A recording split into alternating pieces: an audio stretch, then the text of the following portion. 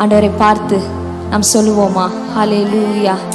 எல்லா தடைகளையும் ஆண்டவரே நீங்க உடைத்து போடுங்க ஆண்டவரே. எனக்கு முன்பாக போய் அப்பா கோணலானவைகளை செவைப்படுத்துங்க ஆண்டவரே. மீகாவிலே வாசிக்கிறோம், தடைகளை நீக்கி போடுகிறவர் அவர்களுக்கு முன்பாக நடந்து போகிறார். ஆமென். ஆண்டவரே இந்த நாளிலும் எல்லா தடைகளையும் நீக்கி போடுங்க ஆண்டவரை பார்த்து கேட்போம். ஓ ஹல்லேலூயா ஆண்டவரே.